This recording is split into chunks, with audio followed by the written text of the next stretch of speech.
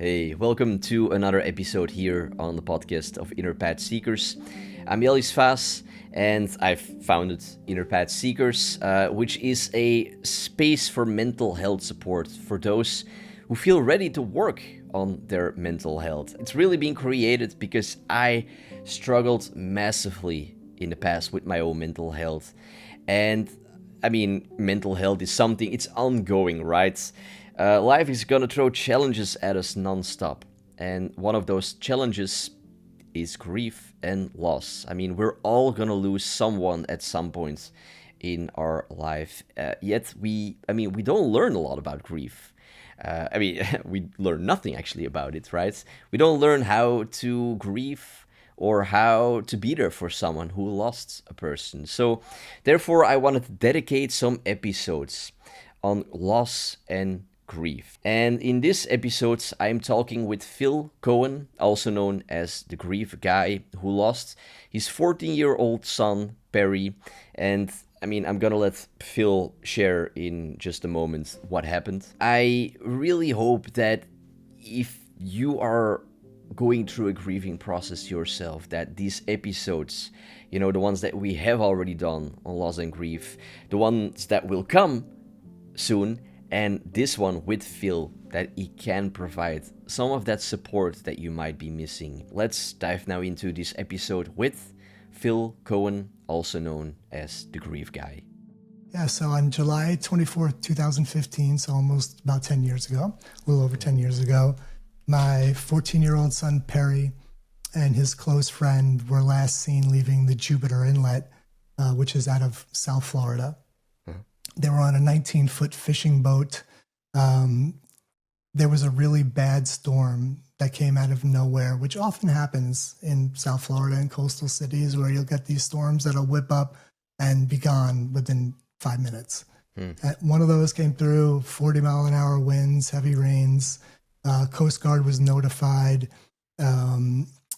which then led to one of the largest, if not the largest, Coast Guard search in the history of the Coast Guard. They searched for my son and his friend for 7 excruciating days. In the end, neither of the boys were ever found, and exactly what happened at sea that day still remains unclear. I could piece together, and I think I could say I kind of know, but I won't ever be 100% certain. So that's what happened that day. And then since then, obviously life was completely different from that moment forward. Yeah, wow. Yeah. 7 days they tried to look for your son and his friend, and It they was still all over the national news, which adds another layer of complexity to it, right? Because when everybody Yeah. knows your story, it just makes it a little different. Yeah. That's quite, wow, you're very much put in the open then, right? Yes. Everyone knows it's you. Yes. And then when you walk around, I literally remember, a couple weeks after, because people knew who I was. And I remember just thinking to myself, well, what's a man who lost his son at sea supposed to look like? Like it's like people looking at you with such pity and remorse. And I get it. Like looking back, I get all of it, in terms of people's reactions. But it makes it difficult because you just don't want all that pity. I didn't anyway. Yeah.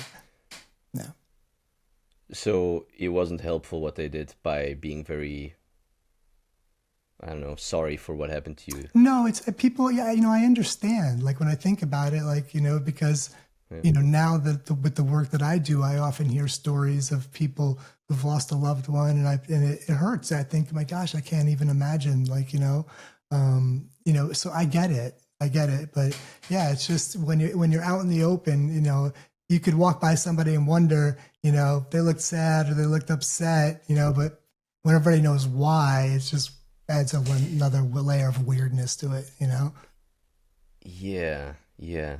Let's come back to that in a second, though. But I'm curious to first ask before I kind of forget that. So 7 days they were trying to look for your son and his friends, and after 10 years they still haven't So found. yeah, so that literally the story part of it, I'm telling you, Ellis, if it would take me, no exaggeration, 8 hours to explain the people, places, things. It got to the point where, because now that I've researched and learned, you probably know, like when your brain doesn't have a story, it will make one up, right? So, and having to explain this to so many people throughout the process, and then trying to make sense of it later, going through all the reports and what people said. The only way I could make sense of it was I built a website for myself, because like when I say this person, I click on their name, and you click on their name, it says everything about them, everything they said, everybody, it's because it was just so much, right? So much information. So that was the way that I had to kind of organize it all in my head, or try to keep track of it all, because it was just so much to organize. So, yeah. So what happened was, so they went missing on a Friday. They found the capsized boat 67 miles off the shore of Ponce de Leon, and about 40 miles north and 67 miles out. Found the boat capsized. Coast Guard jumped in from a helicopter, saw nobody was on the boat, around the boat.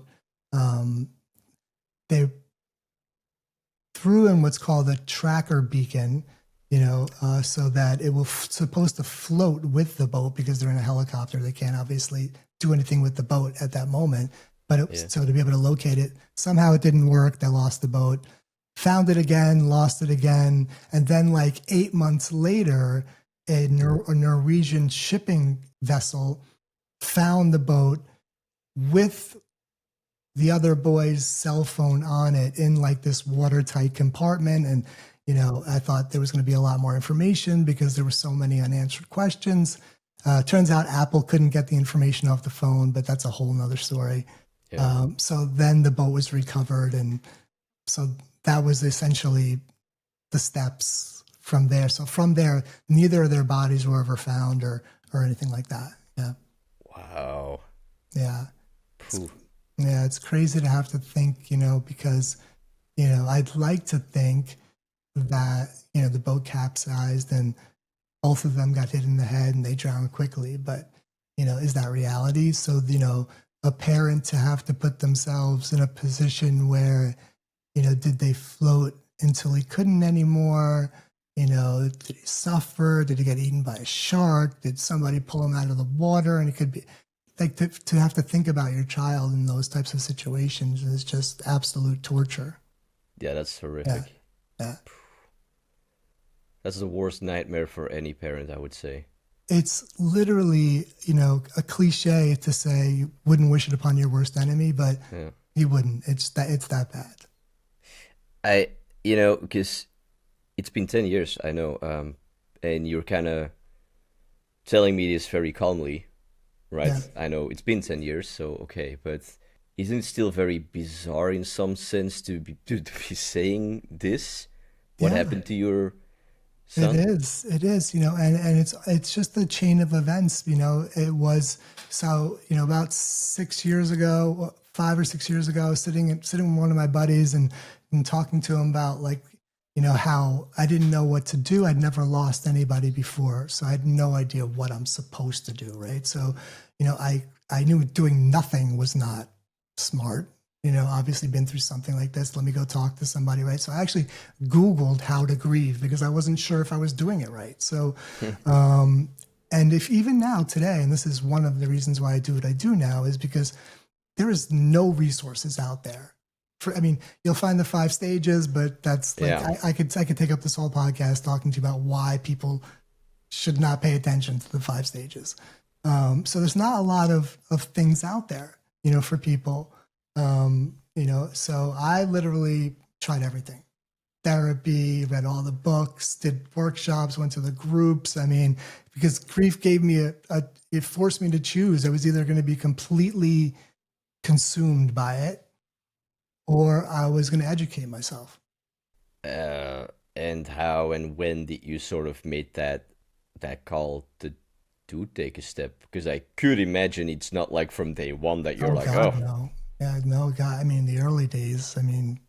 George, we're just indescribable amounts of pain. You can't think, you can't work, I couldn't sleep.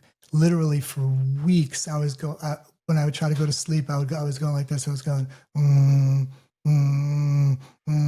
like, and I couldn't stop, and I wasn't trying to do it. Yeah. Now in retrospect, because just God made me a researcher, so I wanted to understand everything. I understand what my body was doing. My body was forcing itself to release what my mind couldn't even comprehend, by doing some sort of a sigh, and, like even if you look, some mindfulness and grounding exercises, sighing can be very powerful. So it was literally forcing me to get some of it out in some way. And that led to a conversation at a bar with one of my friends about how I couldn't find anything, 5 stages. He's like, man, you should do a TED Talk about that. So I did a TED Talk called Transforming Grief. And for people listening, I'm going to link it up in the show notes. You did it like 3 years ago, right? Yeah. Yeah. And prior to that, I wasn't really talking about Perry, my situation, the way I am with you right now. And so, that experience blew me away. Just how many people reached out to me from all over the world, just wanting to talk to me. And at first I was like, why? I didn't go to school. I'm not a doctor or anything, why do you want to? And then I realized that, people just need hope. They see somebody who's been through something really difficult. They're still struggling. How did you get to where they were? And then that led me to really ask myself, well, what did I do?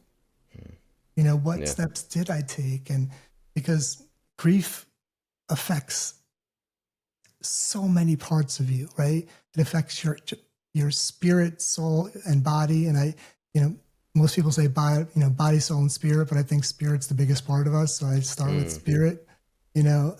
Just that alone, I could talk to you about how it affects those areas, but it affects your relationships, right? It affects your goals and your identity, and it happens all at once. And most people have no idea how to manage all of these things when they're all coming at you at once. And we live in such a grief illiterate society that nobody knows what to say or how to help you either.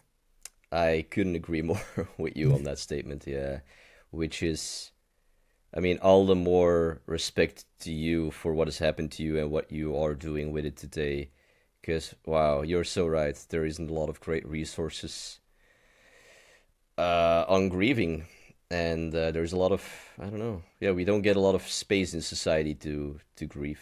No, we don't, because the people who love you are afraid to mention it because they don't want to make you sad, or they think they're going to remind you. Right. But they don't realize that you're not going to remind that person. They already know. They haven't forgotten, right? And so when you don't say something, it's you not saying things that upset people. It's not you mentioning it. Mention their name, bring up a story, say something you admired. You'll never offend anybody who's lost a loved one by saying something like that. It's the other things, like they're in a better place, or everything happens for a reason, or they wouldn't want you to be sad. Those things are not helpful. That's because that's very common that people say that, right? I do too. I get it. Yeah. So from your own experience and from the things that you've sort of researched on grief, why is that not actually helpful to say? Yeah, because they're not in a better place. They should be here with me. That's the best place for them, right? Like, you can't, everything happens for a reason. Okay, well, what's the reason? Why did the ocean take my son? What's the reason? You can't tell me there's a reason, right? Well, you could always tailor some story together. You could say like, because of this, you're doing what you're doing today. Totally, 100%. Yep. But that's also just not. No, and I appreciate you even taking that. I appreciate you even taking that stance. Because and that is one of the benefits. Would I give it all back? Obviously, in an instant to have Perry back. Like, prior to this, I was VP of sales for a technology company. I was doing well, and I was making a lot less money once I stopped doing what I was doing to start doing what I'm doing now, but I realized that, one, it was weird. I was just good at it, right? Like I realized that just was helpful without being trained, and often say, yeah, I don't have a master's degree like in psychology, but I've got a PhD in experience, right? Yeah, that's very real too. Yeah. Even Yeah. more worthwhile, I would say, when someone actually lost someone. Yes. Like you said, you can be a beacon, and not to go all overly positive now, but yeah, people lose hope, and you're kind of providing at least some hope that it could at some point become better is not the right word, but you can bear the pain better, I guess. Yeah. Yeah. And you can become better in different ways. Like the fact is, you lose somebody you love, you're never the same. Like you are not the same person. You've lost a child, you're never going back to that person again. There is that day, like July 24, 2015, there was Phil before and Phil after. Like that is a fact. But it doesn't mean you have to be worse, right? You can be better in some ways. I mean, there are things about this that have affected my life, in a positive way, But and sorry, yeah, how long did it take for you to actually get to that positive yeah, it stage or the took a long positive time. things? It Yeah. took a long time. Yeah, yeah, because grief really, it brings you to a place that like it's so hard to describe, and you lose so much of yourself. And as a father, and Perry being my only child, like I just lost my identity, who I was. Like when I went back to work, I remember like it was a couple of weeks, a couple of weeks after going back to work. I didn't go back to work for a couple of months, but I was sitting at my desk and I just peed in my pants. Like I was just, that's how much like I didn't care. I would just remember I didn't feel like getting up and walking down to the hallway.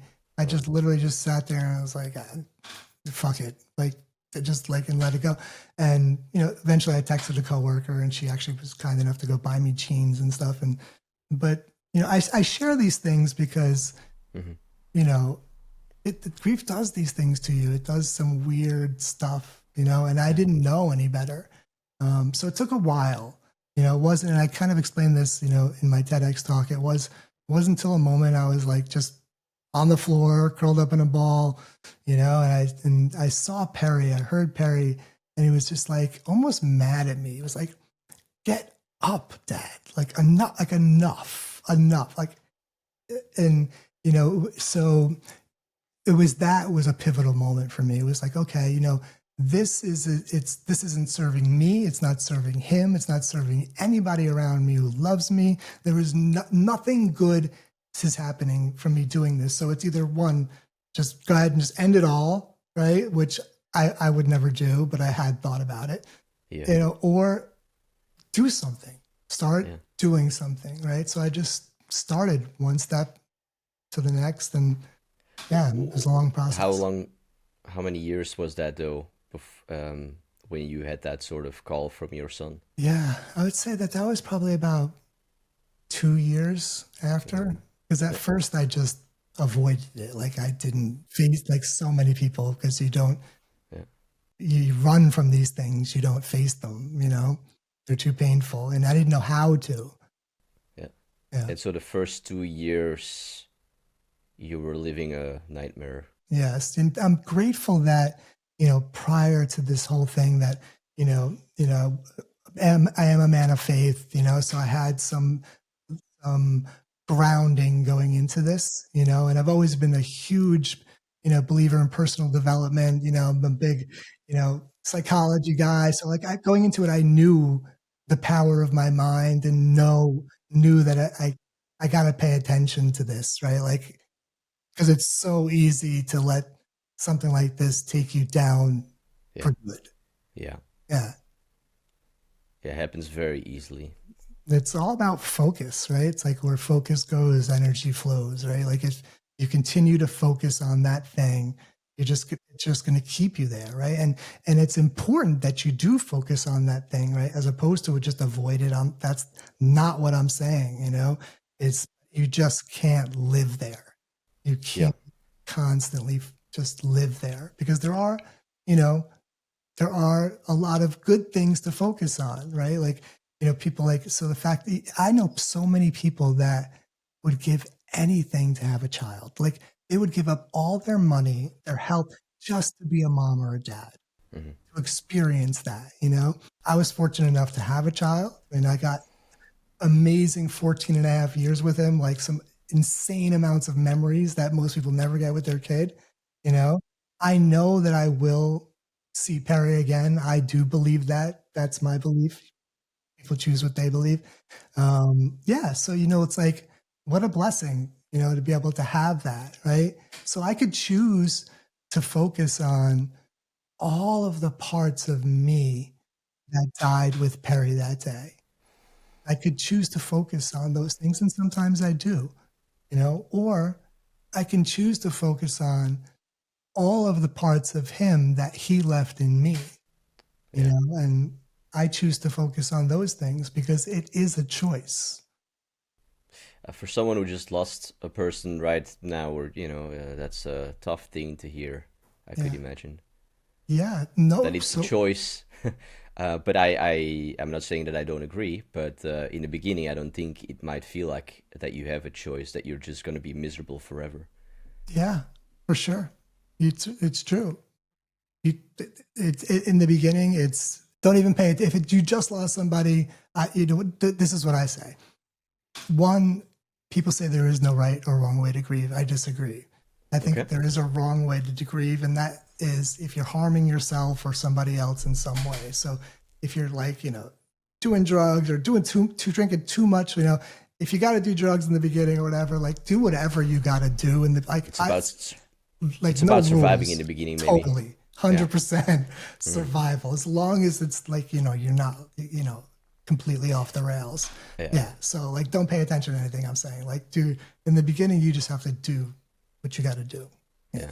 But at some point, you have to choose, right? At some point, you have to choose. Am I going to? I'm at the bottom of the ocean here. Like, am I going to sit here and just drown, or am I going to push off and get to the surface and take a breath and start swimming towards land? I mean, it's one or the other, Mm. right? I want to come back to, because you mentioned that you were Googling on how to grieve, right? Yeah. And that nothing really on there was helpful. So I wanna go back to that in a minute. But I first just really wanted to ask, and we're kind of going back a little bit now in time, but when did really the realization kind of came to you that you truly lost your son? Because I Mm, feel it can feel like a dream. yeah. People mentioned, he's gone, but it's not really sinking in. Yeah. When for you were you like, wow, he is gone. He's really gone. Yeah. Yeah. So, I mean, it was almost like a couple of times. At first, you're praying that the Coast Guard's going to find them, right? Obviously. Yeah.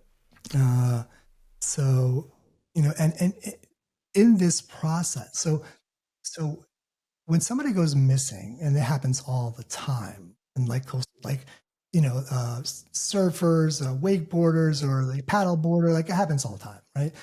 Maybe, maybe the Coast Guard may search for half a day if you're lucky. Like, the fact that this Coast Guard, that this search covered a massive amount of land area, nautical miles. The Navy was involved, FBI, like there was a lot going on, you know? So my main goal during that time, as much as I could anyway, thank God for everybody around me, but to keep the Coast Guard looking. Because I knew once Right. they gave up, that was it. He was gone. Like Yeah. that he was, but also in this process, I was having conversations with Navy SEALs and understanding survivability rates, and the fact that they found the boat, they weren't on the boat means they're in the water. And there's only a certain amount of time that somebody could survive in the water, knowing what starts to happen to your body regardless, and they're young. And so numbers and statistics start to come into play at some point, right? So, after like by the 5th day, 6th day, I realized, okay, that's when I first realized I'm never going to see Perry again.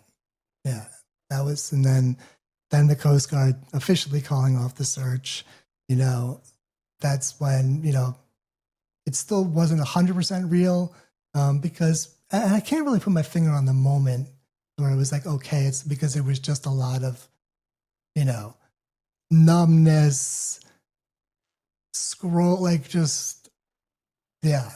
it just kind of slowly came into play. But I think the biggest time was probably like on day 6 or day 7 when, at this point, if they hadn't found him, then he's not coming up. Yeah. Yeah. Wow.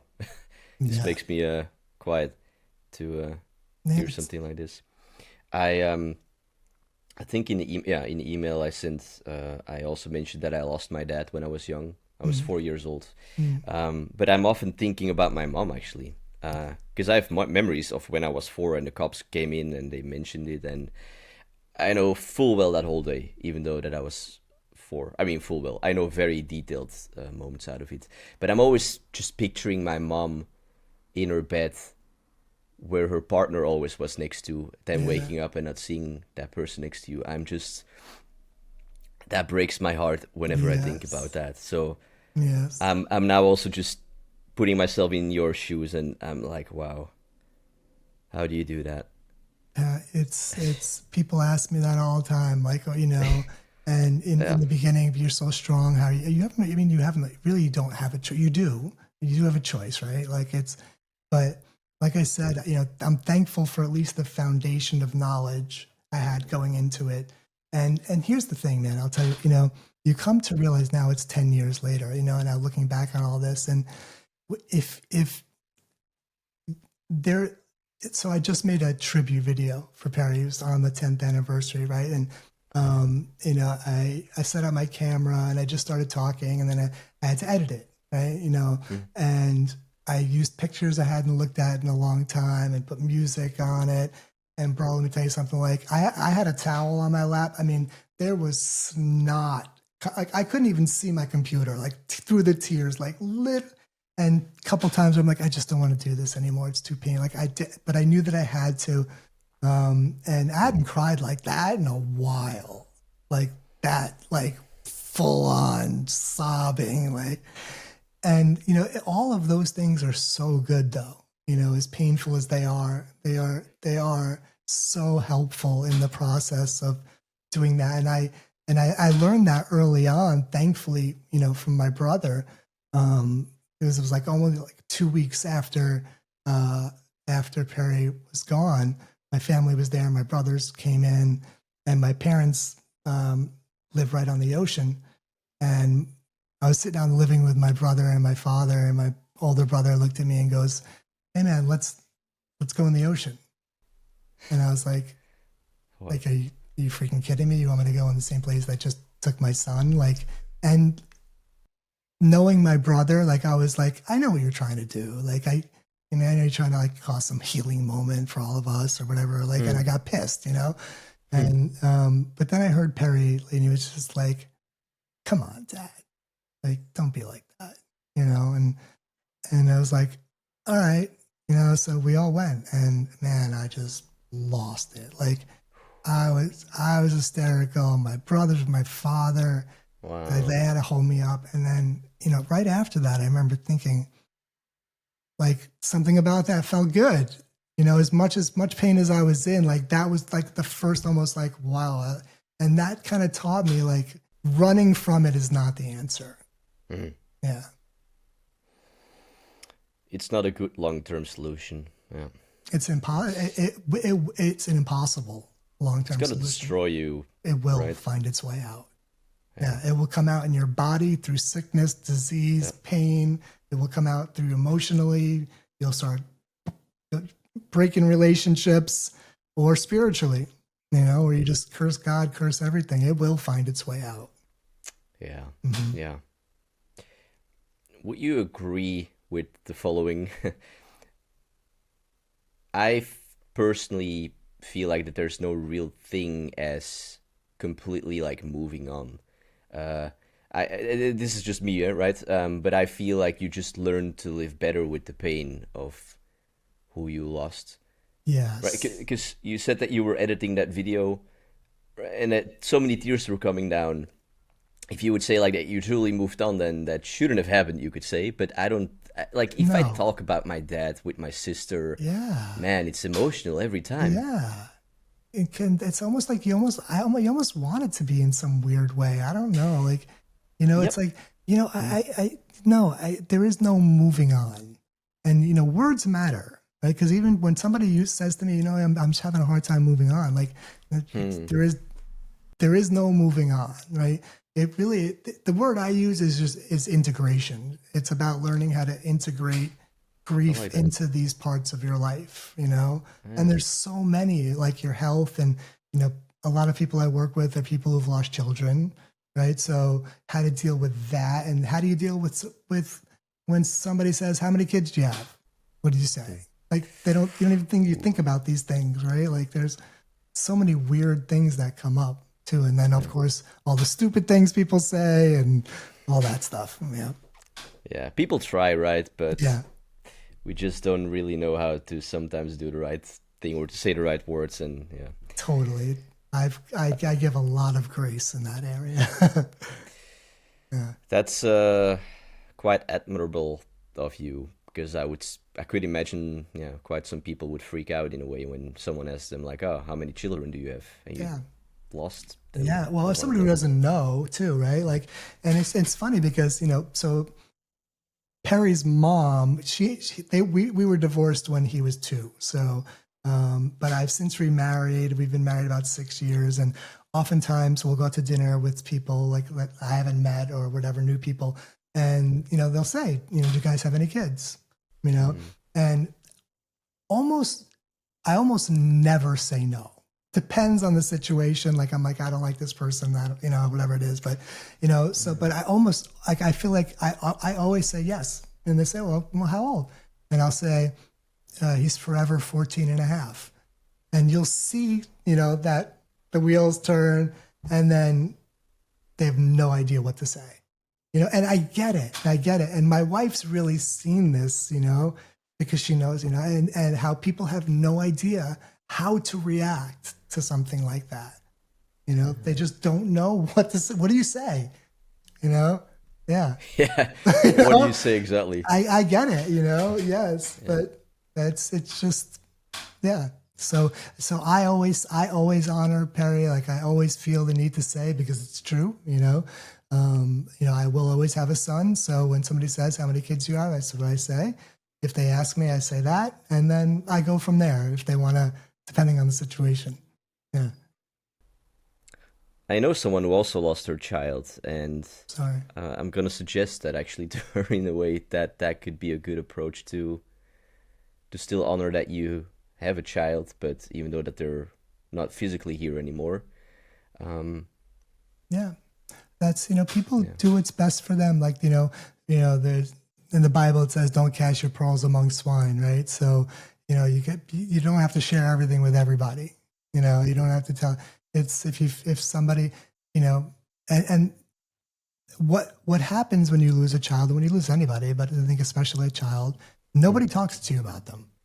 They won't, because they're afraid, right? So I mention Perry all the time. And now people who know me, like, they're so used to it that they'll ask me questions. It's not a big deal, because I had, that burden was left upon me, but I mention him because I want to, right? So we'll be in a situation now, we're like, you know what, Perry would have thought that was hysterical, or Perry used to love those, or, and at first it was a little awkward for people around me, and it will be, and you get that. But, if you don't say anything, they won't say anything, and the Yeah. cycle just continues. And I mean, looking at my own situation, like, the fact that my dad died, he had brothers and a sister, or two sisters. But in our family, it's kind of an unspoken thing that he died. Like in Mm, my bigger family, right? Between my family here, we talk about him yes. all. Well, we talk about him, but it's kind of weird after so many years.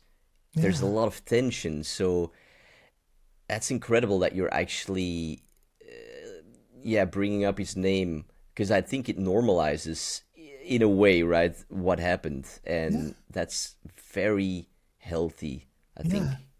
Yeah. And you want him to be remembered. You want your dad to be Yeah, remembered, right? I mean, exactly. Otherwise, it's like he, yeah, isn't allowed to exist in some way anymore. right. Totally. Yeah. That's why, like, I always, I've done several posts, so, I'm known as, obviously the grief guy, online is the name, but, and I do so many posts about say their name, talk to them, like, say, tell your friend, the person who, you know, say, I miss them too, or I remember when, and that was so funny when, or I really admired this about them. That's never going to make them sad. They want to know that you remember too. Yeah. Yeah. So kind of building on maybe that, you said you looked for things on Google. Yeah. So what did you found that was not helpful? You mentioned like the 5 steps of grieving, right? And that you don't really, if I get Yeah. it correctly, agree with them, or that. So yeah, like I said, I could take an hour talking to you about why people shouldn't pay attention to the 5 stages of grief. So yes, You. when it comes to Yeah. a framework around Mhm. like that, that's the only notable framework around grief. Yeah. Elizabeth Kubler-Ross, she developed these in 1969. They were developed originally for terminally ill cancer patients to process their own mortality. They were never intended for the bereaved, although that's how they've been applied for as long as I can remember, and still being applied and taught by therapists today as a framework because some people don't experience any of those things. So, what if I experienced fear? I experienced revenge. I experienced, so many things that aren't even covered in the 5 stages. I experienced them all in the same day. Like I was angry and bargaining, and so it just none of that made any sense to me. As somebody who's dying of cancer and looking at my own demise, they make perfect sense. Hmm. They make like how I can't believe like so, and some of them make perfect sense even as bereaved, but it's not. It just confuses people when they'd be like, "How come I'm not reached this stage?" or "How Yeah. I'm supposed to be here when you're not there?" And none of that is accurate. Mm. Yeah. Yeah, because if I recall correctly, the first one of the 5 is denial, right? Or, Yes. and I think then it's like anger or Deni- bargaining or something. you got it. Denial, Hmm. anger, bargaining, depression, acceptance. Well, Yeah. exactly. Yeah, but it can feel a bit like a checklist, like, oh, Totally. why Yeah. am I not on that step yet? And then, oh, there must be maybe something wrong with me, or I'm doing it wrong. Exactly. So I could see it being very unhelpful, even though it's very known. Everyone has heard of it. So, but Yes. there isn't a really other great model Yeah. other than that one, right? And that's, that was part of my TEDx. So, I introduced this idea called the grief continuum, where it suggested that, the grief is more like a continuum with acceptance in the middle, and that we're constantly moving back and forth, because, even the word acceptance to me, when I looked at that, I'm like, that just sounds like a step above failure. Like it doesn't even sound like, oh, I reached acceptance. Like, and there's nothing past it. Like there actually Yeah. there is good past grief. Yeah. Grief continuum. Okay. Yeah. Yeah, like I said, I didn't want it to check too much because I wanted to, hear your story here together with everyone. So, okay, you mentioned that in your TEDx talk, grief continuum. Yeah.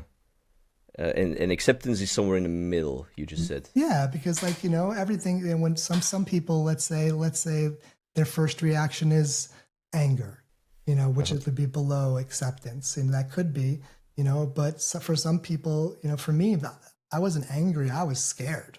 That fear was my first reaction, you know.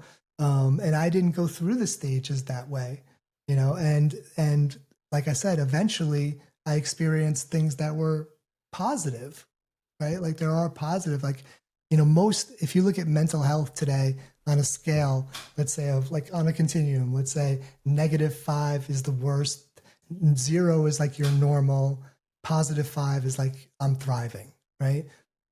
When something bad happens, you're in that 0 to -5. And really most therapy focuses on trying to get you back to 0, Yeah. right? Like to Yeah. know, but there's so much more than just 0. Yeah. Yeah, they want to get you in a stable place. Yeah, which makes sense. Yeah. Hmm. Yeah.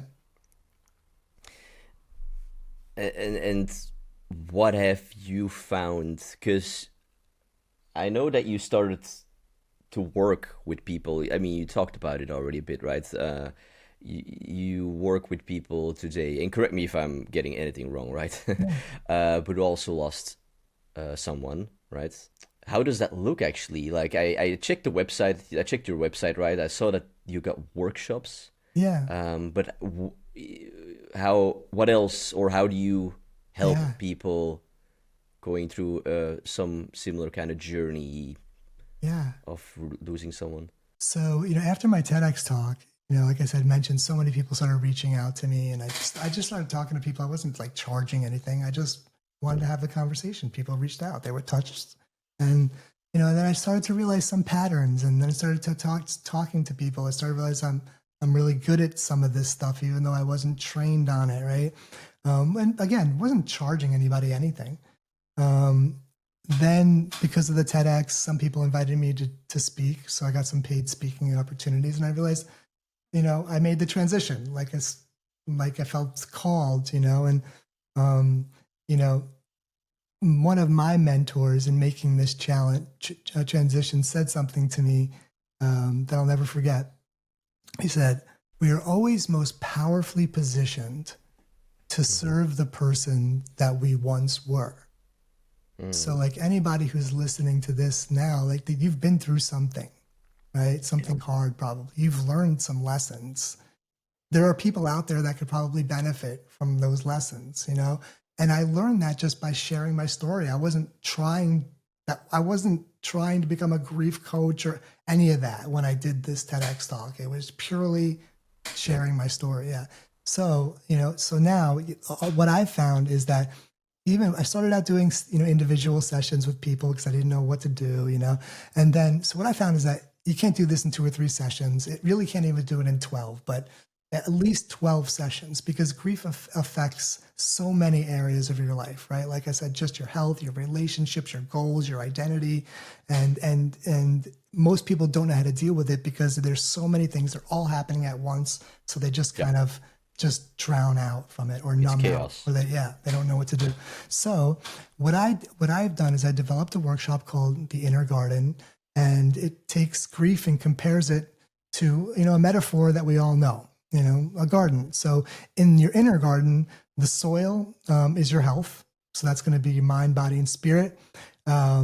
Weeds are old belief patterns, vices, things getting in your way from healing. The creatures that visit your garden are your emotions. Some of them could be Mm. beautiful like a butterfly, some of Mm. them sting like a bee, right? So the framework takes and gives structure to where grief is really messy, you Yeah. know, um, and and by educating people on what's actually happening to you, like what's actually happening in your brain, in your body, is helpful to know, like why you don't want to move, why you feel a certain way, Totally. why you feel so guilty, and what you can do about those things, and so, and then we work one on one. We cover the 8 elements, the 8 core elements of the garden in the first 8 weeks. The last 4 weeks are about implementation, and integration and growth. Throughout those weeks, we work one on one. I work one on one with each person. I only take a small number of people to do that, to keep it intimate. And then there's a group element as well. And the group element is really powerful. Yeah. Yeah, that can be huge, right? That can Yeah. be huge to hear others going through the same kind of, I mean, a similar kind of journey that you're going through. Yeah, and to not It's feel so alone. So, wow, okay. For people listening, I will link up your website. It's thank Phil. you. How do you say your last name actually? Yeah. Cohen, See, Cohen, Phil Cohen. yeah, Yeah. Or you could just, yeah, if you search the grief guy, I'll pop right up. yeah, Yeah. yeah. Okay, so you could do that or check the show notes to find the Yeah. link. And this makes me just want to ask, like, what for you? I mean, it's probably things that you teach too, right? But what has helped actually for you? Because you said that you already knew about psychology and about mindset stuff like that. Then I agree that that's actually huge. That can be an incredible foundation already. I mean, maybe just two different questions, but what helped you, and in a way, what could you provide as insights or as pieces of advice to someone who's just completely in chaos and lost? Yeah. Yeah. So somebody who's in early grief, unless you're hurting yourself or other people, that's, I think we just talked about bad grief, right? Where it's, Yeah, yeah. we did actually. Okay. So no rules, like survival, right? Sure. Yes. But it's about tiny steps. If what happens is because of your body getting flooded with cortisol, your mind is wanting to tell you to just stay still, don't leave, don't walk, don't go out of the house. This thing is not meant to make you happy. It's meant to keep you alive. That's true. So you eventually need to start to break that pattern and just easy, walk outside, stand in the sun for a few minutes. Something as simple as that. Don't overwhelm, make it a big thing like going to the gym, whatever. Take a walk, and you'll find that 99.9% of the times when you come back from that walk, you'll be glad that you did. It's literally, it's all about action. You can't just sit still and do nothing. And some things work for different people. Sure. Journaling, I know if somebody would have told me this, I'd been like, I don't want to journal. Like, I don't want to do that. But it's so helpful to get things out of your head and onto somewhere where you could see them. Like one of the most powerful things I did, and it took me a while, was, and somebody suggested this to me, and then now I suggest it, is actually writing a letter. So I wrote a letter to Perry about all the things I wish I could have said, things I wanted to say, things I'm going to miss and wish I could have seen. And, and I didn't remember all of them at first, and I would keep it. I kept this document, and I would, when I felt like it, I would add to it to the point where I'm like, I feel like I've said everything. And something about that is so helpful, Yeah. to get it all out of this swirling around. So, but different things work for different people. And so, so early grief, tiny steps, find somebody to talk to, a friend or family member, therapist. Don't do it alone. Grief wants to isolate. Grief doesn't reach out. But it's so important that you have at least one person there for you. Yeah. Someone that I know, she had a miscarriage, and she actually said, like, I just had the door open, and we didn't, friends came over, but to eat together, Yeah. Yeah. right? That's something that you have to do anyway. Maybe Yeah. you're not super hungry, but to just sit down around one table and to eat. You don't have to say something, but just having people around you. Totally. It's so important. It's so important that, people say, what should I do?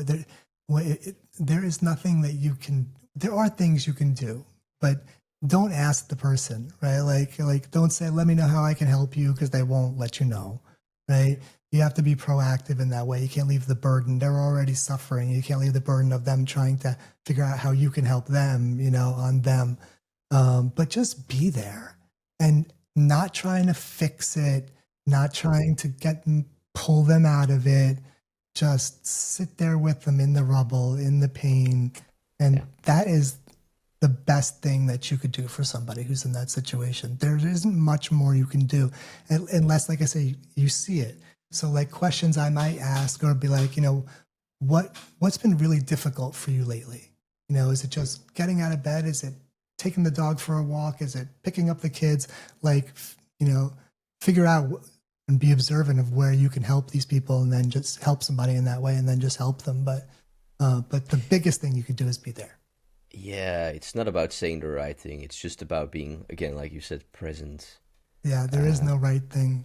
Yeah, other than, the one thing people say, what should I say if somebody just lost their child or lost somebody? It's always some version of, you know, I'm so sorry. I have no idea what you're experiencing. Don't ever say like, I know what you feel. I lost this person too. Like I have, even if you mm, did, like I say this to people who've lost children, I have no idea what you're experiencing. I just know that you're in a lot of pain and I want you to know I love you and I'm mm. here for you. And that's it. And then Yep. just be there for them. That's all you could do. Yeah. Yeah, that's so good that you're saying that actually. That you actually don't know what they're experiencing. Because you don't. You might have experienced, in a way, something similar, like you have lost your child, right? The Yeah. other person too, but you, in the end, don't really know exactly what they're going to. Yeah. And I learned that the hard way. Literally, like it was a couple years even, after before my TED talk, and I went to somebody, and somebody was hurting. They lost their son, and I was like, "Yeah, I know how you feel, man." And he goes, "No, you don't." He's Mm. like, "You don't know how I feel." He's like, "I don't know what your relationship was like with your son, and I don't know." And I was like, "You know what? You're Mm. right. You're right. I will never say I know how you feel ever again. I will never use those words because you don't. You don't know how they feel." Yeah, it's so well intended, but it's only when you truly are set that and you really feel like you really don't know what I'm actually going through, that you realize like, oh yeah, wait, it's not actually helpful to say that. No, No, yeah, like you said, there are a lot of things that we sort of think we should. Like it's a bit weird sometimes that there are a lot of like saying like, oh, I'm sorry for your loss. These things that yeah, we have already yeah, mentioned in the interview. People say that often, yeah, but we really don't know what to say, I think, actually. yeah. We're really not taught in any way to know what is helpful. So true. Yeah, that's part of the issue. Yeah, even something as benign as "How are you?" Like when Yeah, people would ask me that, like a couple of weeks after, "How are you?" Like, yeah.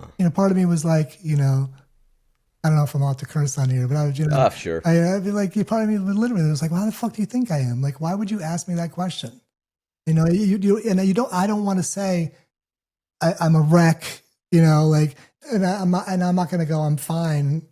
Like, but you don't, but it's a valid question. It's just a normal, "How are you?" And just even something as innocent as that can just trigger Mm. somebody. Yeah, Yeah. very much. That's, Very much. yeah.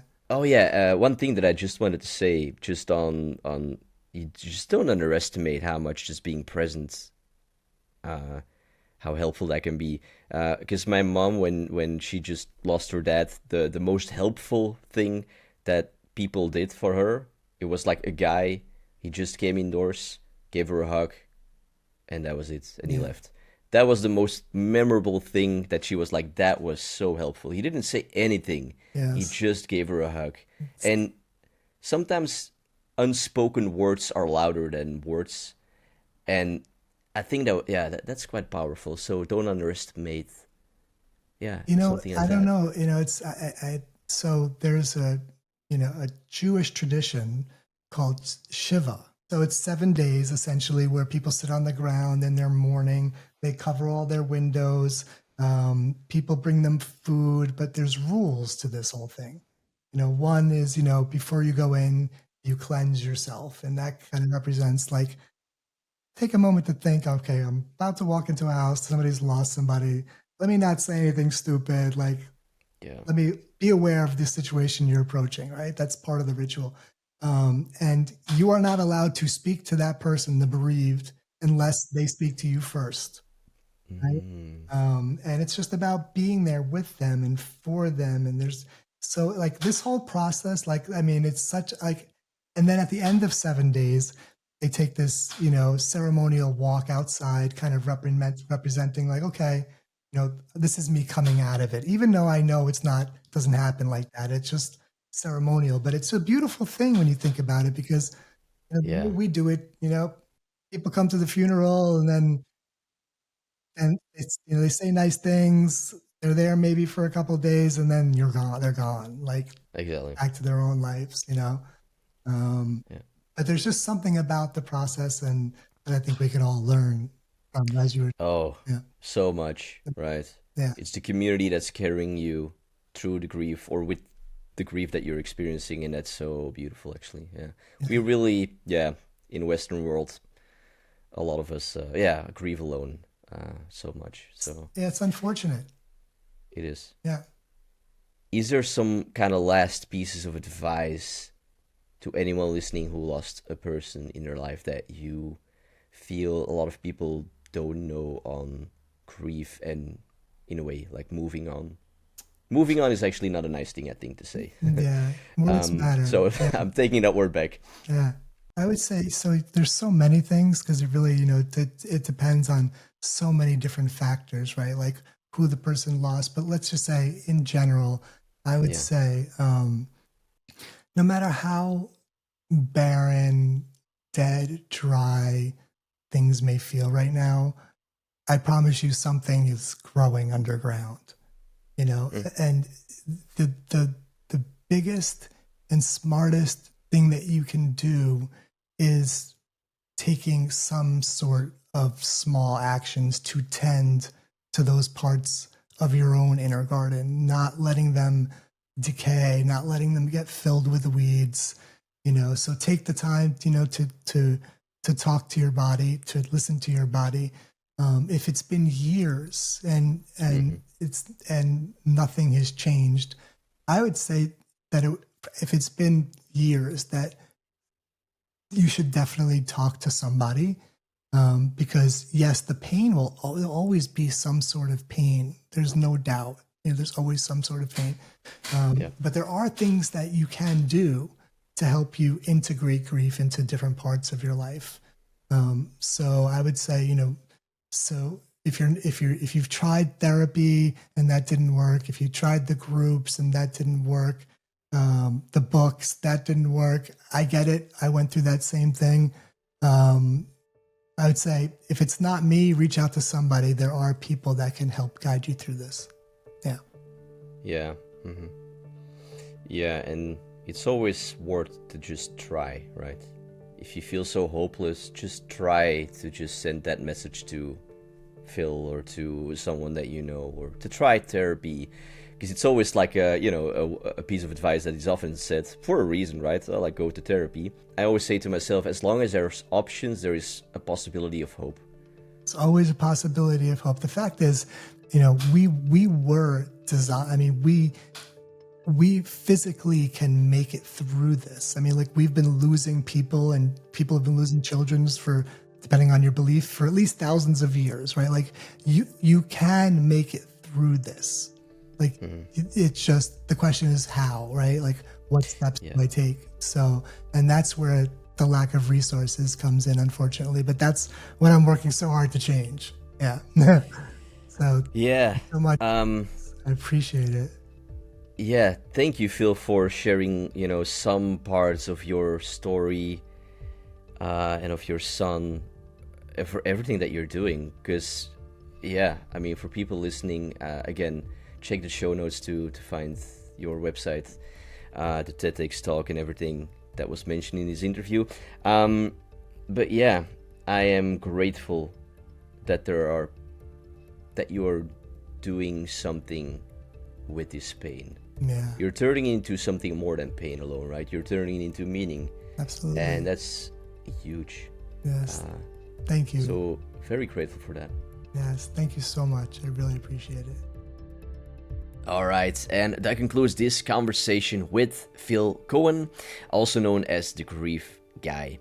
I really hope that you gained something out of this episode, some insights, some feeling that can help you to move forward through the grieving process that you might be going through. And to find anything, that was mentioned in this conversation with Phil, check the show notes, which are located in the description of this episode.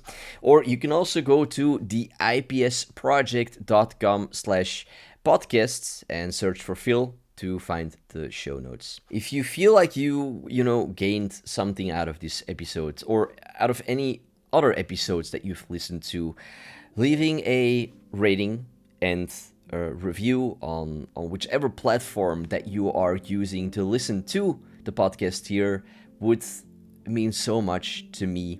to spread out the information that guests like Phil have shared here to others who could also use it. So if you could take just a short moment of your time to do that, that would mean a lot to me. I hope that I might get the chance to welcome you on another episode.